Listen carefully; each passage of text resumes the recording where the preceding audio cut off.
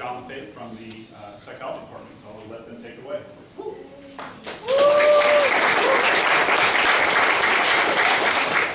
Good afternoon, everybody. Thank you so much for coming to our thesis presentations. As Dr. Hilton said, we are a part of Dr. Lefebvre's thesis group, and we've spent the past semester looking at peer-led interventions to decrease loneliness at Wofford College. So I'm E.C. McLean. I'm Jordan Davis. I'm Anna Bashaw. I'm Karsyn Solesbee. Shadan Bankston. Jackson Shelley. I'm Doug Horn. And Paisley over here. In May of 2023, the U.S. Surgeon General declared loneliness as a nationwide epidemic. Recent studies have shown that approximately 1/2 of U.S. adults report experiencing loneliness throughout their lives, with some of the highest rates among young adults.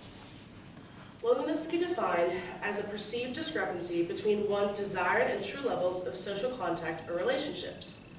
Feelings of loneliness can have an impact on not only mental health, but also physical health, emotional health, and overall well-being.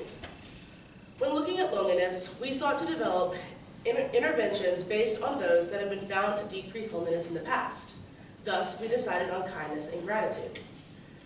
A previous study on internal kindness found that those who listened to loving kindness meditations daily saw increases in positive emotions and positive relations with others, thus decreasing feelings of loneliness. A previous study on external kindness found that participation in pro-social behavior during the pandemic saw increases in positive affect, empathy, and social connectedness with others. A previous study on gratitude found in college students that those with higher levels of gratitude reported greater levels of social support as well as less loneliness experienced. These findings were particularly useful in the development of our study.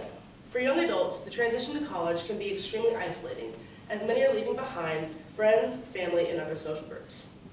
Our study aims to find a solution for college loneliness at Wofford, looking at different peer-led interventions and their effect. We hypothesized that the implementation of peer-led interventions across campus would decrease loneliness in Wofford students, as well as increasing overall well-being. Our study was conducted over a 2-week period.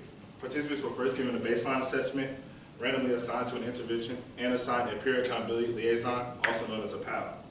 The job of the PAL was to guide participants, answer any questions, and set up face-to-face meetings with them. The PALs checked in with their participants twice within the first week of the intervention. Participants completed daily tasks based on the intervention they were assigned to.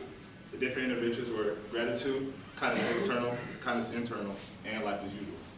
Gratitude can be defined as the appreciation of the positive aspects of one's life. Gratitude has been suggested to decrease levels of loneliness while increasing levels of positive emotion. Those assigned to this condition were instructed to list 3 people that they were grateful for on a daily basis via an online journal. We found that the #1 thing that people were most grateful for was their family members. Previous literature suggests that external kindness, or engaging in behaviors that benefit others, can increase positive emotion while also decreasing feelings of loneliness. Therefore, we created the external kindness condition. In this condition, participants were randomly assigned to give 3 compliments to random strangers on a day-to-day basis. These compliments in makeup could consist of, "Hey, Dr. Hilton, that suit looks really good." "Hey, Daniel Murphy, you're looking real spiffy today." Internal kindness can be categorized as self-kindness, as well as having positive attitudes towards oneself and others. Previous research conducted on practicing interventions of internal kindness has shown that it promotes pro-social emotions, as well as increasing kindness towards oneself and others. Participants in the current study who were randomly assigned to the internal kindness intervention had to listen to a loving kindness meditation once a day. In the life as usual condition, participants were told to simply go about their life as they normally would. This was also the control group of our study. At the end of the first week, participants met with their PAL and they were given a post-assessment. This assessment had the same measures as the baseline assessment. For the second week, participants were instructed to continue with their daily tasks, but there would be no communication with their PAL.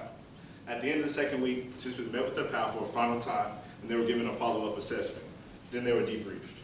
60 students from Wofford College were recruited to participate in this study. There were 47 women, 15 males, and 1 transgender. 49 of the participants were white, 7 were African American, 1 was Hispanic, and 3 were multiracial. The average age of participants was 19 years old. There were 16 participants in the gratitude condition and life as usual condition, and there were 14 participants in the kindness internal and kindness external conditions. As you can see here, our main focus of our study was to focus on loneliness and decreasing it through the interventions.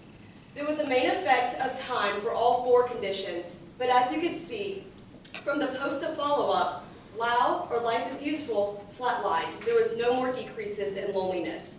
This demonstrates that there was significantly more impact of the intervention than there was just of the PAL. There was no main effects of condition or interactions found. There was a significant main effect of time on worry, which can be seen across all 4 conditions. There was no significant main effect of condition, and there was no significant interaction. As you can see in the graph, there's a very large drop-off from post to follow-up, and these results can be attributed to checking in with the PAL, which could play a role in decreasing worry. Additionally, the intervention may need the full 2 weeks to take effect, which is why the largest decrease can be seen from post to follow-up.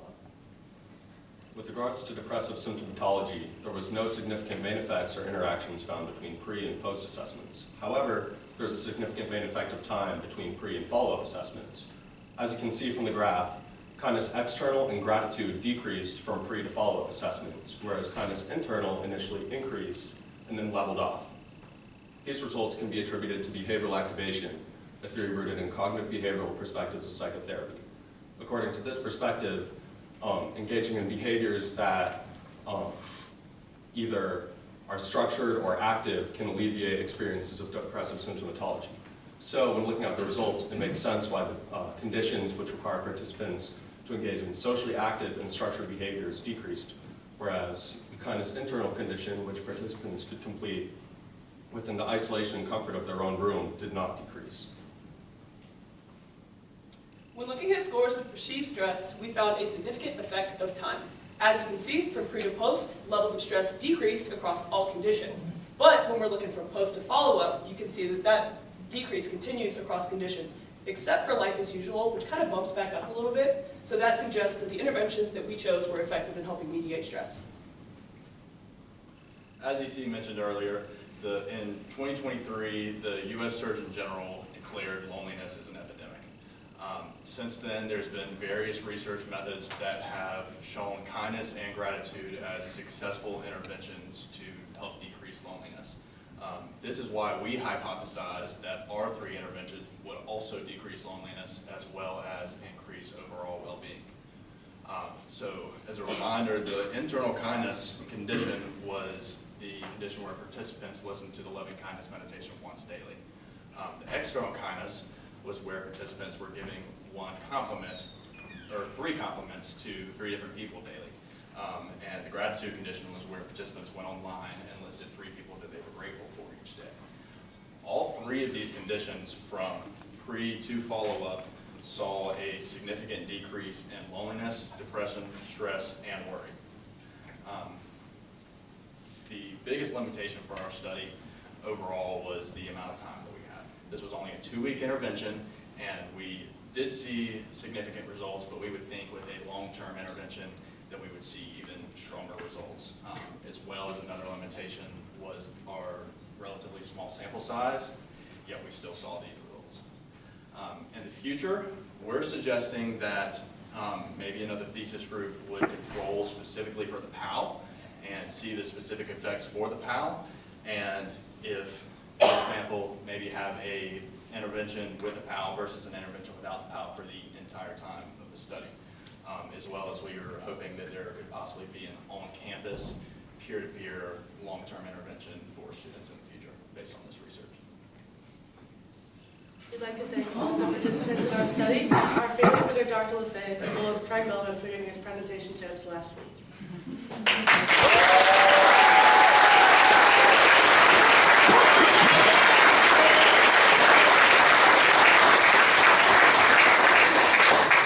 Any questions for our first group here? Do you think there might be some factors that would differentiate like who responded more to like the internal or the external or the gratitude, such as personality, or were there any other factors that you might consider that future groups might think about? That would be definitely a consideration in the future, to maybe get like a baseline assessment about personality and temperament and resilience and such, include that more in our baseline to see if there was like a difference between the group at baseline. Also, I feel like for introverted folks, like the external kindness measures, like what you had to do by complimenting strangers, like I feel like that might have been, I don't know, some sort of like confounding, so maybe trying to control for that in the future. Yeah. It could also have two effects, just based upon like either the exposure of doing that for somebody who's socially anxious and the external kindness condition could alleviate their stress in that way of like getting out of their comfort zone and engaging in that exposure, or for people who like may be in that condition and be less likely to do it, that may also reinforce their stress or worry.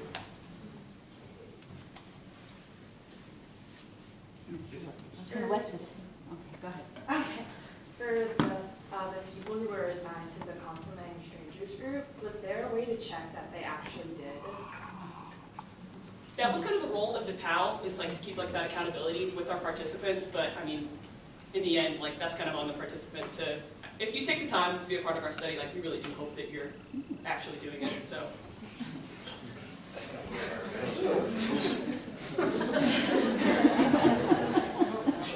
Dr. Bob, did you have a question? Mackie, did you want to go? I was going to ask, were you able to tell which of the three conditions, internal, external, gratitude, had the largest effect? We did not specifically analyze for that, but I'm sure if we go back and look at the data, we could answer that for you. Can I ask a quick question? Absolutely. No, we're almost out of time. No, you're good. You're good. So at baseline, I'm curious individual differences. At baseline, were there people, because those are normed tests, were there people that were clinically depressed, clinically lonely? You would expect the people who had issues to see the greatest drop. If you're healthy to begin with, maybe these interventions don't do much. So at baseline, were there people that needed the intervention? So in accordance with the scale that we used, any scales that exceed over 16 like indicate the presence of clinical depression. Most of the scales generally, like for all three conditions, they started off at around 12 to 10. So like, with that being said, there wasn't any indication of clinical depression, at least within the averages of the groups that we noticed. I think the utilization of the random assignment to the conditions also helped kind of like even out those outliers, so. All right, last question. Hi there. So I am actually a faculty member at a different university, so I'm here supporting my daughter, but I'll keep her anonymous now. But I think this is really interesting, and one of my questions for you all is, have you all thought about maybe ways that you could expand or take pieces of this study, especially as it relates to some of the issues around diversity and students on campus who, based on privilege or not having privilege, might experience some real differences in terms of loneliness? Yes, I think that taking our study and applying it to a lot of different college campuses, I know that there was a previous thesis group in the fall that kind of looked at similar metrics and looked at different colleges in Spartanburg, so I do think that taking our study and applying it to other universities that may have a more diverse population of students than we do could see some very interesting results as well. All right, let's give another round of applause.